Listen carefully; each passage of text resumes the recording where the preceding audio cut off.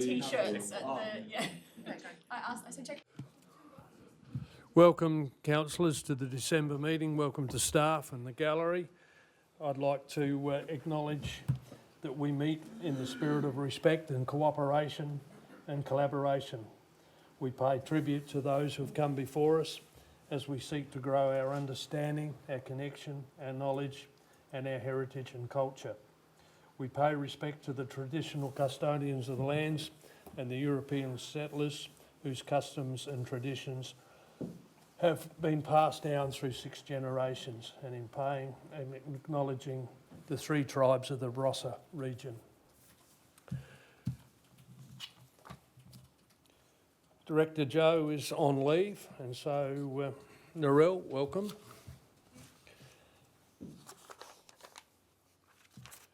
Members will move to item 2.1, is the confirmation of the previous meetings. And there are a number of meetings held on the 19th of November and also another special council meeting on the 27th of November. Moved Councillor Hearn, seconded Councillor De Vries. All those in favour? They be accepted. Thank you.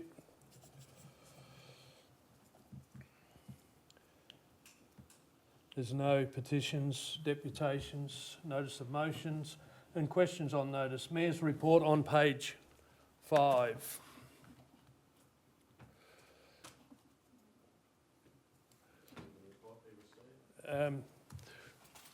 Councillor Evans? Okay, thank you. Yep. Seconded Councillor De Vries.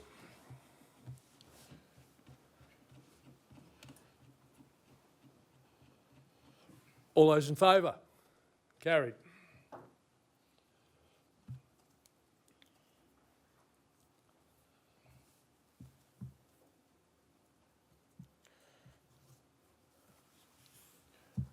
Item 6, matters for information. Is there any matters there for any clarification or otherwise? Oh, Councillor Greatwich. Hi, I have raised this with Aaron this afternoon, so I just wanted to note that it's not just sort of coming, excuse me, completely out of the blue. With relation to 6.1, which is the Development Code Amendment, I have some concerns about the correspondence that we've received from the Planning Department, or Commission, sorry. So my question is there a way that we can respond to that and ask for some things to be corrected? Is there a mechanism by which that can happen, and is it appropriate if I can raise them now, or I can put it in writing and circulate it after the meeting? The way I've read it, I've sort of seen it as a document that's just outlined what's going to go out. And there's further consultation. It's all about review and assessment. There isn't any sort of anything there. I would have some reservations when we start pulling something apart before it's... It is in the public domain though, because it's been published as part of the agenda. Yes, and it'll, yeah, definitely. And I think if you're going to review or think or assess anything, in some respects you've got to put it all out there so that people can have their input back into it. I guess the thing that I've probably seen is the code amendment will review policies and the planning design code that relate to tourism development. And it does talk about the key wide regions which you correctly identified, but it really, and then it talks about the engagement plan and all that other Yeah. So I think we need to... My concern is... I think it's probably the process of making something. I understand, and I am a process-driven person, so I agree with that, absolutely. My concern is the reference to the growth and infrastructure plan, which doesn't actually exist yet. Page 29. Thanks, Mr Mayor.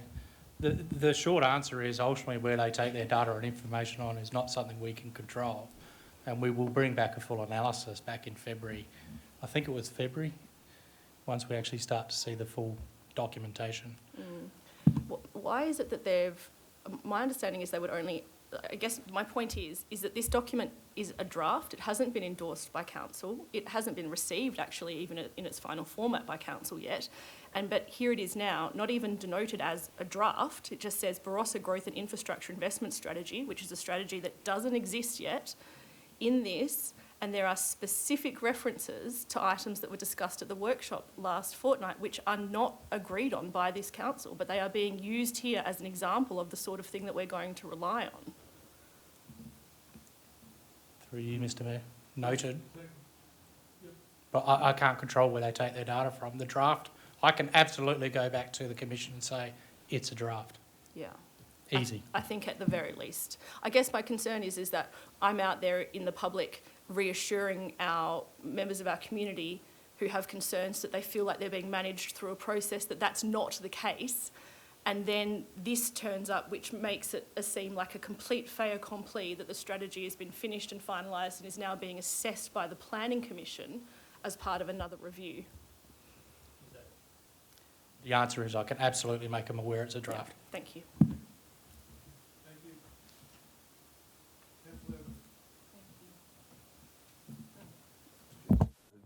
Oh, thank you. Thank you, through the Mayor. Yes, I was going to raise exactly the same points that Councillor Greatwich just did, page 29.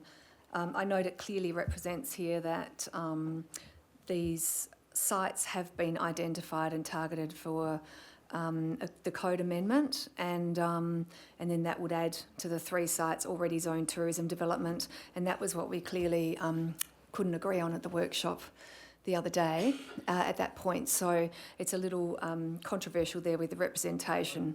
I don't think, Councillor, we agreed on anything. No, correct. No yeah. decisions on anything. Absolutely correct. Yep. But this is inferring that there was. That's how I read it anyway. But then I did speak to Aaron too, and my understanding is, Jake, please correct me if I'm wrong, at this point, this document is only for consultation and is yet to be endorsed officially, and obviously needs to go through the public community consultation phase as well. However, it still doesn't sit well with me with that representation for the Barossa. And if Martin at least could thank you for putting it as a draft strategy, albeit from changing the wording of that document, which you can't do, that would be a great step to clarify. Thank you. Thank you.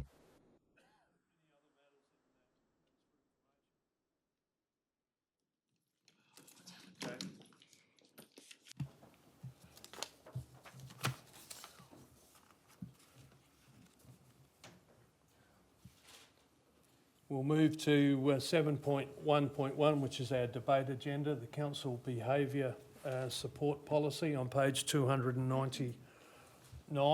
Page 299, any questions?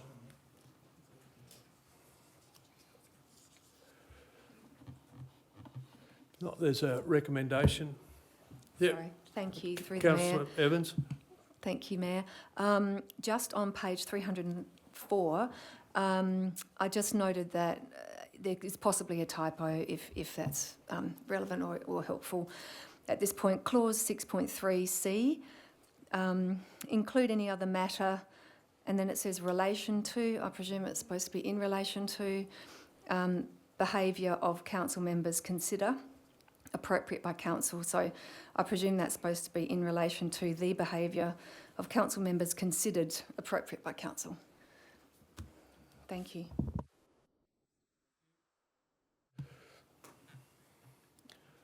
Any further questions? If not, there's a recommendation. Councillor Evans moved and seconded Councillor Troop. Either one wish to speak to it? No further comment. All those in favour? Carried.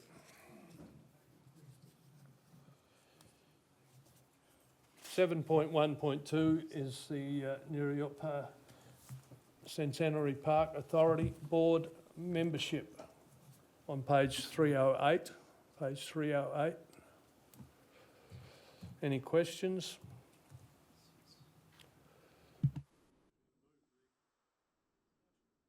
Barrett moved and seconded Councillor Priest.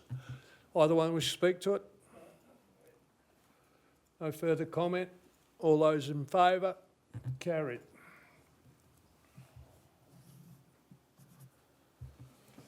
7.2.1 is the variation to delegations register, updates to the legislation on page 329. Moved Councillor De Vries and seconded Councillor Hearn.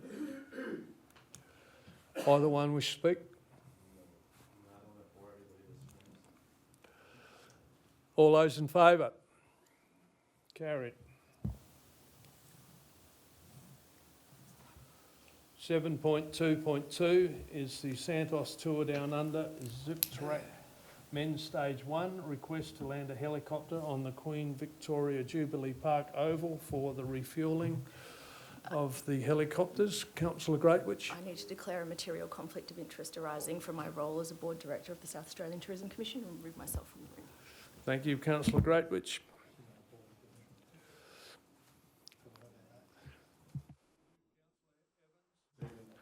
And seconded Councillor Hearn. Either one wish to speak to it? All those in favour? Carried.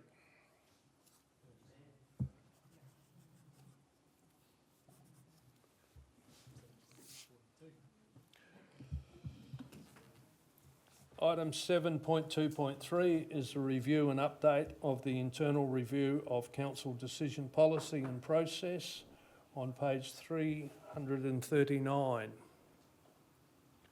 Any questions? So a recommendation there that council adopts as according to attachments. Councillor De Vries and Councillor Greatwich. Moved Councillor De Vries and seconded Councillor Greatwich. Something delicious about a full review of the internal review.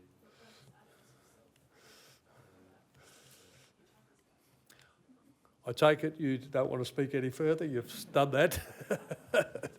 All those in favour? Carried. 7.2.4 is the monthly financial report as of the 30th of November 2024 on page 359. Any questions?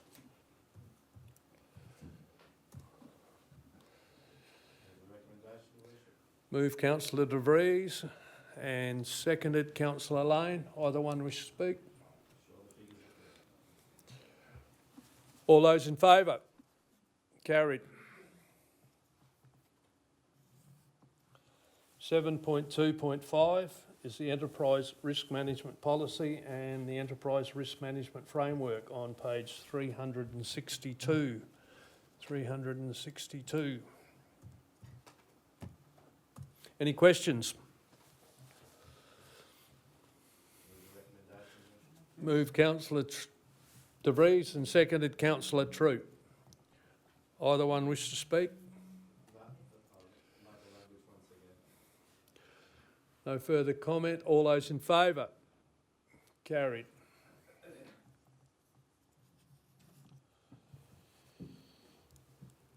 (7.2.6) 2025-2026 Annual Business Plan and Long-Term Financial Plan. The timetable and assumptions on page 395. Any questions? Councillor Schilling. Thank you, Mr Mayor. I just had a question on, look, I agree that for the next financial year that no new initiatives, because I understand we are committed with our big projects. But my question is, when will new initiatives come back into play within our long-term financial plan, knowing that there are a few things that are on the calendar for like the Newry Pool and second oval at Stockwell. So I would hate to see those projects be forgotten because of 1 year of no new initiatives. So just, what is the plan after the next financial year for those other projects, please? CEO. Through you, Mr Mayor. Thanks, Councillor Schilling. The intent is just to pause it for 1 year, absolutely. But the reality is the asset management plans ultimately dictate the majority of expenditure, and they are fully funded in the long-term financial plan. and actually overfunded in some areas as we get further out in the long-term plan. There are some provisions in there which will take you through in this process to show you where we've actually started to be able to build in some significant service level change investments. I can tell you that Stockwell's already in the long-term financial plan. I can't remember the year off the top of my head, it's a few years away. And there's, like I've written in the report, there's nothing within the current budget allocations that doesn't mean that you can't change the priorities from the asset management plan as well. I just wanted to clarify around the provision there about no new initiatives, and a question around the funding, forward funding for reconciliation Barossa, and whether that would correctly be classified not necessarily as a new initiative, but there is some really important strategic planning and governance review work that's underway at the moment, and that will require funding in order to bring those operational objectives to life. So I'd just be interested to know whether budget has been allocated for that outside of the new initiatives. Through you, thanks Councillor Greywich, that piece of work is already embedded in the corporate plan and our activities then there is funding in the base to support what activity we do in that space. Mm-hmm. Obviously we haven't determined exactly what that looks like, but we're working on that. Yeah. But yes, there is some forward funding for that, as well as obviously the resourcing that we put into community development Absolutely. 3 years ago includes base funding of staffing resources. Thank you. Move the recommendation, Your Worship, and I'm more than happy to speak to it. Councillor DeVries moved and seconded Councillor Shilling. Councillor DeVries. Yeah, I understand the concern people might have with the no new initiatives, but in practical reality, we don't really have the ability or the time to actually take on new stuff other than the stuff that's already in the system. And the examples that you guys have given already are already quote unquote in the system. So this is not saying we don't continue to progress processes along the lines of what we're currently doing, but we have had this issue in the past where new initiatives is code for everybody then goes out to the community and says, what would you like us to do that we haven't even thought of yet? All we're suggesting is that for this year we don't actually take on anything more than is already in the system. That's not to say that somebody can't come to us in April and say, oh, by the way, can you do this road or that road or whatever? We did this with Neldon Road last year, for example. At any time during the course of any year, we can insert stuff in if we so choose. But this is really about sort of identifying the fact that let's not go making additional work for ourselves that when we're struggling financially and in time to actually deliver what we've already got in the system, let's not bite off any more than we're already chewing on. I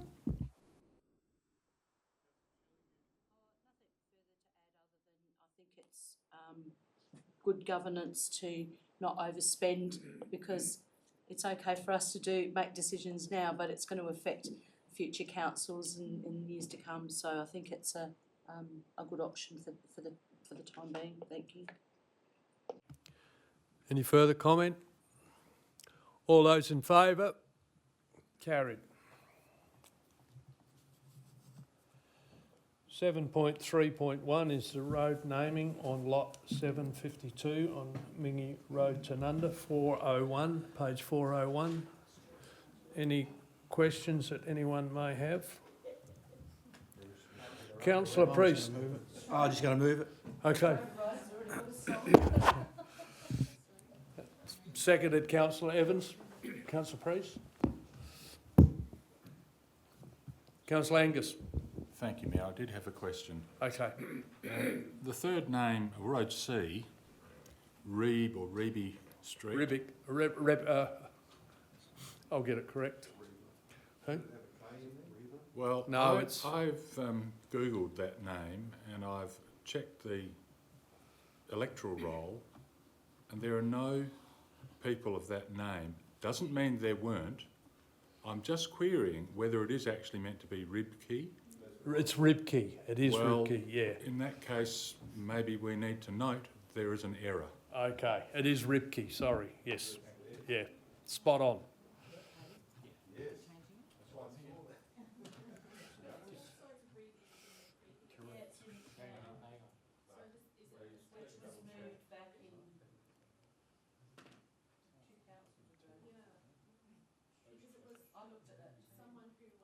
Yeah, it's Ripke, because we had a Ripke working for us for a long time, yeah. It is a German name. Yeah, yeah, It could well be yeah. associated No, good point. with it, but I've never heard of it. It was, No one on the electoral roll. Well, it was, Sorry. Thank you. CEO. it is identified in the 1996 report as a World War II honour roll, currently listed in Tanunda.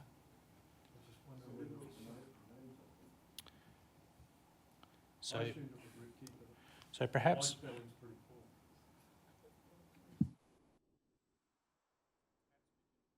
if you would like, because I don't think there's any massive urgency, that if you are satisfied with A and B, we pass those and I'll bring C back.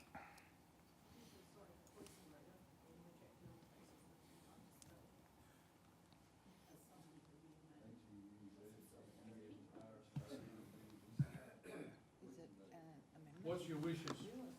A and B. Yep. So it's amendment? You're okay with the, It's already moved to the second. A and So B? is it So you need the leave of them. yeah, with the leave of the meeting, yep. I've just Googled something and there's a Tanunda. Just, can you turn your mic on, please? Yeah, I've just Googled and there is a Roland Reeby, a Tanunda World War veteran. RIEBE. Yeah. Okay. He may be all His, right. Well, we've making this one on the run. yeah, it's Roland Herman Reeby. So, Yeah. And it's got place of association Tanunda, South Australia. And he served in First World War and died in 1917. Well, that seems like a good reason to have a radar. All right, then leave it. okay. And he's We have buried a in mover and a France. seconder. We've got a bit of historical History. searching there, so that's good. Well done. So we've got a mover and a seconder. Any further comments? If not, A, B and C as listed in the agenda. All those in favour? Carried.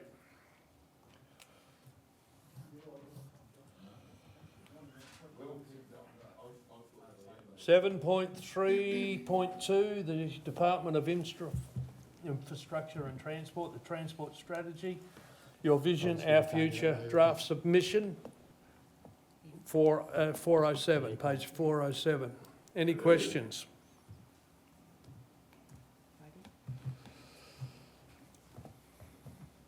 Councillor Thompson? Thank you. Okay. No questions? Got a mover and a seconder? Move councillor Troop, seconded councillor De Vries. Either one wish to speak to it? Councillor Priest? No, I'm saying all those in favour. Okay, all those in favour? Carried.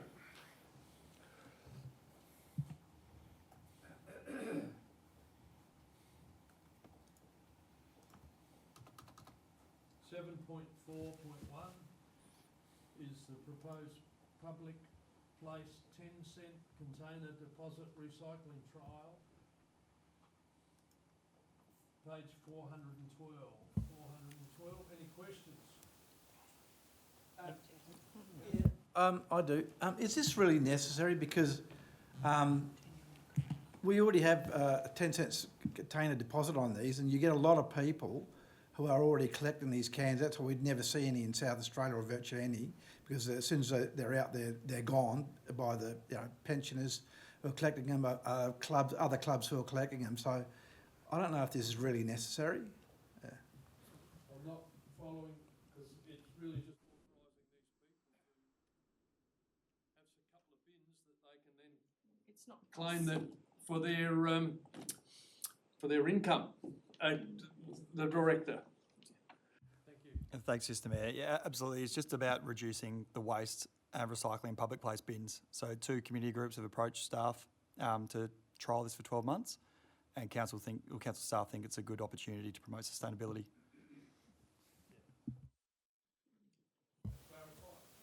I'd also just mention it's a trial, so if it doesn't work.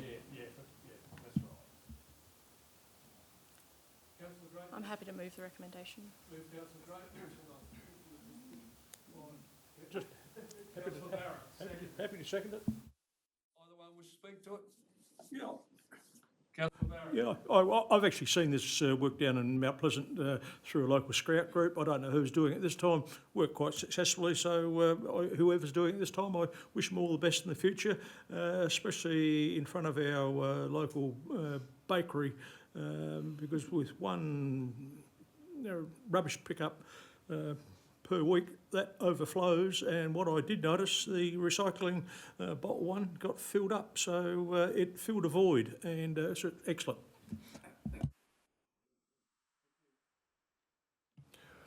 All those in favour? Carried.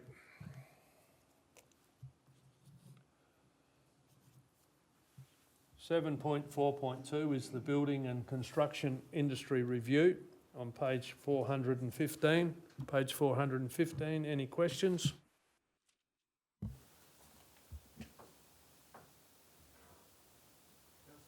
It's just a general question, or specific question, I suppose. Is it correct that prior to this, then owner builders were not required to have insurance? Have I read that correctly?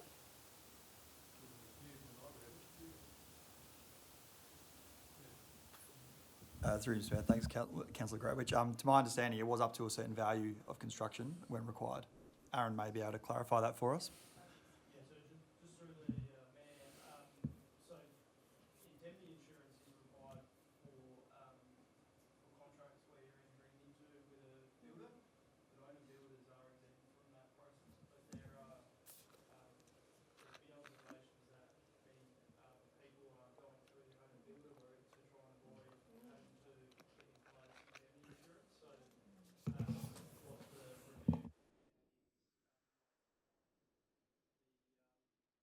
regulations around owner builders, and when that is done, to avoid that loophole. Thank you. I was astonished.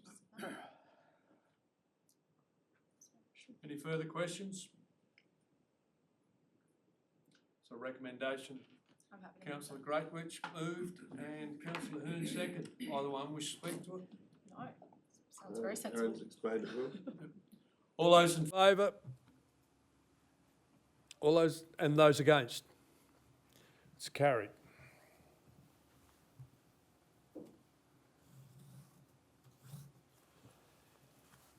Seven 7.4.3 is the proposed change to the Nuriupa Library opening hours on page 425. Any questions?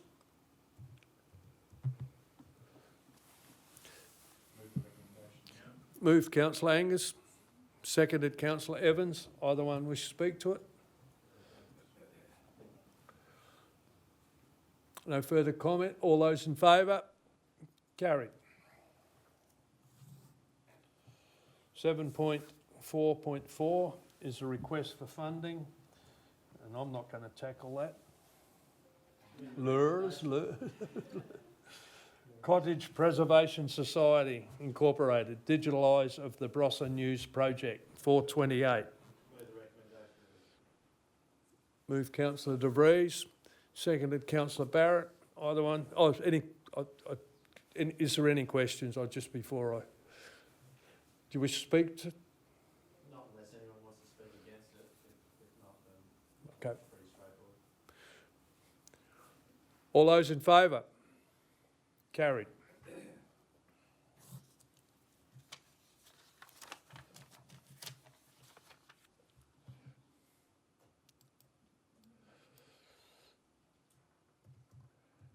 Page 453, 7.4.5 is the request for revocation of community land, Lot 8, George Street, Williamstown. Any questions? Councillor Lane.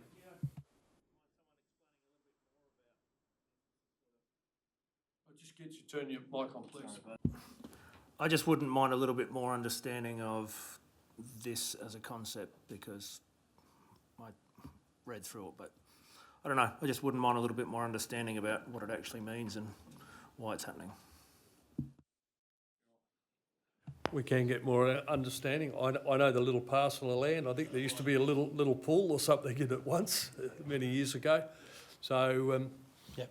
I'll hand over to the director. I'll do CEO. that one first, Mr Mayor. Thank you. How the allotment was created is an interesting one. We haven't, but you fundamentally shouldn't be able to create an allotment without an access to a road. But unfortunately, over eons, it has happened throughout the state. So I can't give you a lot of history as to why that is, but the way that the Local Government Act worked in 1999 when it came into action is any land that was owned by the council that's not a road, basically, the council had to elect to say that it wasn't community land. Now, community land has certain restrictions and covenants by the prescription of how the Act works. So it doesn't act like normal land that you and I would think of when we own it. We can buy it, we can sell it, we can do things on it. Community land, you can't do that, and you can only do things on it that are within the plan. This parcel of land ultimately serves no community purpose. You can't even legally get to it. And we discovered it when the land division processes were reasonably advanced, as I understand. And this is an administrative process now to essentially remove that community land status and add it to the land division processes to assist the land division outcome. Now, we have to go through a series of legislative steps to achieve that. That's what the revocation process requires, and there are a raft of steps. One is to get your principal, are you happy to start it? Two, in most of these circumstances, the responsibility of those that want the revocation to pay for it. Three, how you're going to dispose of the land. You've really only got one option.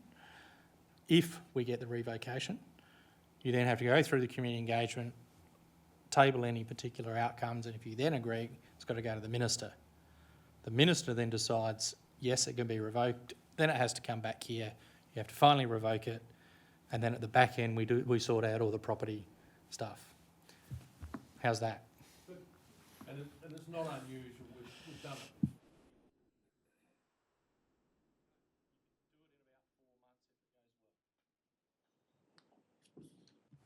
Any further questions? Would you?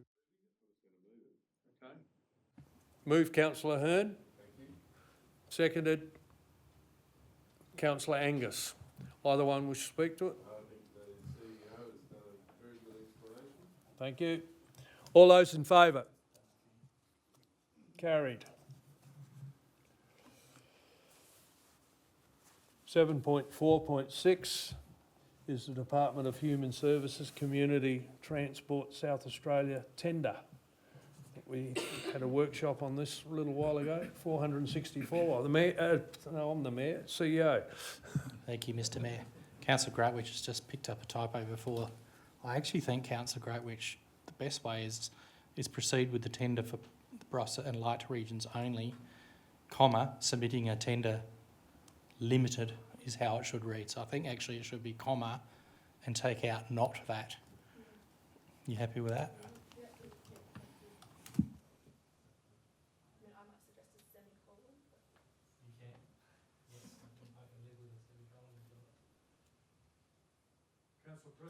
I'll just move it in its current form. As on the screen? Yep, as retyped. Yep. Move Councillor Priest, second Councillor Hearn. Either one wish to speak to it? No further comment. All those in favour? Carried. 7.4.7 is the Barossa Assessment Panel expression of interest for the independent panel members on page 574. Sorry, I have a question. Okay, Councillor Greatwich. Thank you. I actually have two questions. Am I allowed to have two questions? Yeah. Great, Yep. okay. There's an inclusion around that's noted in the marked, or the track changes, sorry, under functions, which is function 2.2, which now says to provide advice and reports to council, etc. Can I just ask what is the reason for that inclusion? Because that seems to be quite a broad function, which is that the panel would take the initiative to occasionally submit ad hoc reports to council on various matters. So I'm just wondering why that's been included. Through the chair, thanks, Councillor Crowbridge. Throughout the process, we felt it was a sound step to start to create better relationship and linkages between the independent council assessment panel and elected members.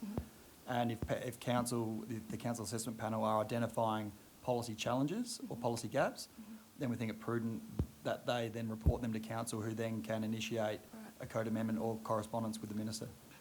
Great, thank you. My second question is in relation to 6.1.3, which is the recording of meetings, and whether that will then become a means by which those meeting recordings are made public or are available to the public. What is the purpose of simply recording it if we don't allow them to be accessed? Or will they be accessed, I suppose is the question. The intent is to be accessed, and there's a strong argument for and against that. Yeah, so. I'm aware, yeah, okay.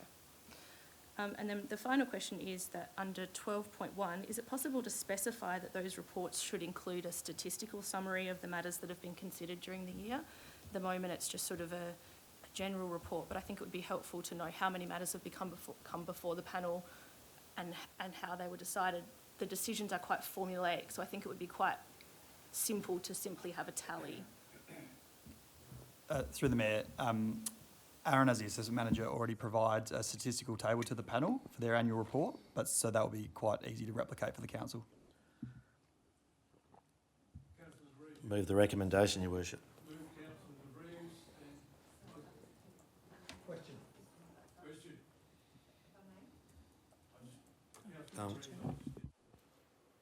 Thank you, through the Mayor.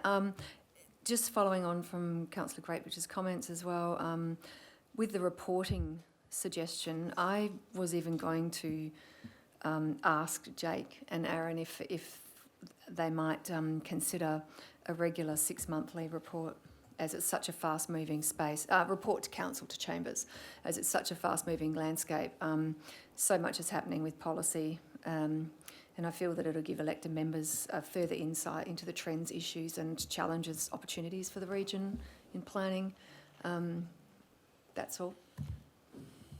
Good question. Who wants it? Sorry, more work. But No, well, through the Mayor, thanks, Councillor Evans. I was going to suggest that we're happy to report as often as you like. We felt an annual report would be more meaningful.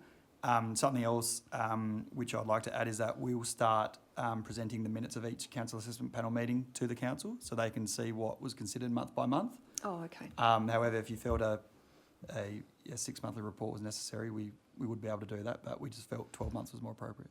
I think if you're presenting regular minutes, then that will be covered in that context. Thank you. Thank you, Mayor. I would wage London to a brick that no one in this room knows all of these panel members, none of the elected members know maybe any of them, let alone all of them. These people are making probably the most important decisions on our behalf. I think it would be prudent for them and us to maybe get together in a workshop setting and for us to at least get to know them in a workshop setting, so that they can put a face to the councillors and we can put a face to the development assessment panel members if this motion gets up. It's just a suggestion, but I think it's a very remote group and I think they need to know that we care about what they do. I mean, we was part of the selection panel. We got to meet them, but the rest of the chamber hasn't. Yeah. Councillor De Vries, you'll come back to you. Yep. Move the recommendation, Your Worship. Move. And happy to speak to it. Yes. And looking for a Councillor Angus, seconded. Councillor De Vries. Thank you, Your Worship. Councillor Angus and I and Councillor Evans and His Worship were the selection panel along with the staff members.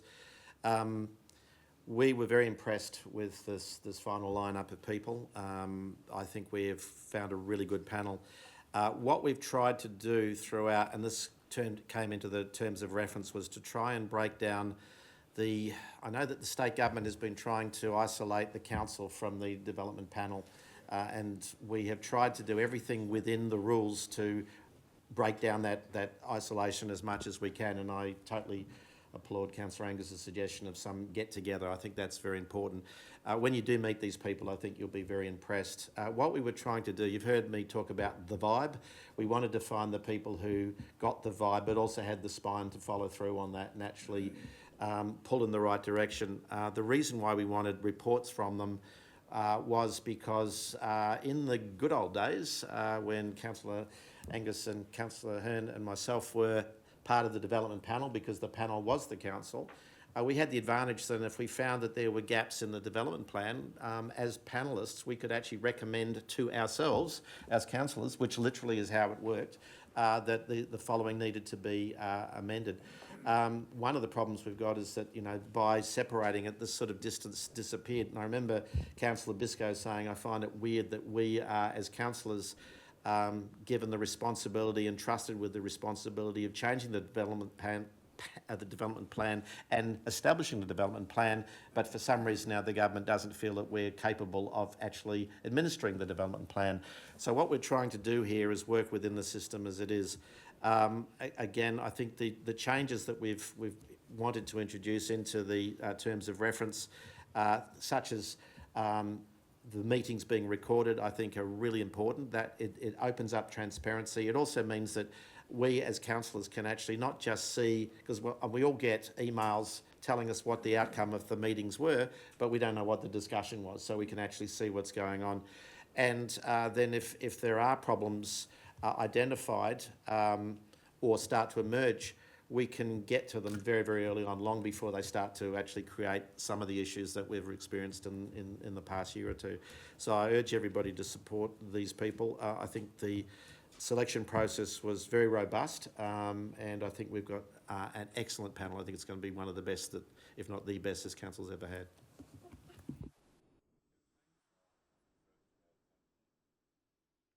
A further comment? All those in favour? Carried. Councillors, that now takes to 8.1.1, which is a Supreme Court case matter, a quarterly update on page 586, and that's a confidential report that we need to go into confidence to discuss. Moved Councillor Priest and seconded Councillor Greatwich. All those in favour?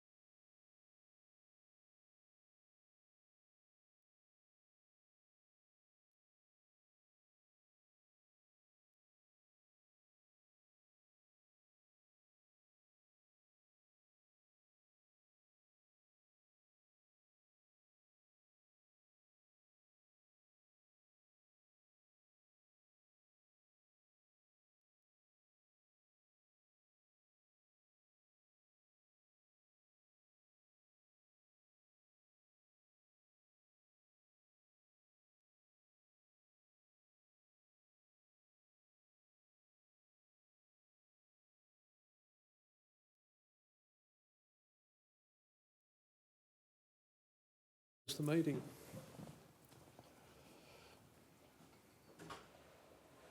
Good. Council, that concludes our December meeting and also concludes our 12 months of meeting. So I wish you all a very, very Merry Christmas, and I look forward to continuing into the new year. So thank you all, and to you and all of your families, have a great time. And with that, I'll formally close the meeting. And our next scheduled meeting will be the 28th of January. Please note, it's a week later than we normally meet. With that, the meeting is closed.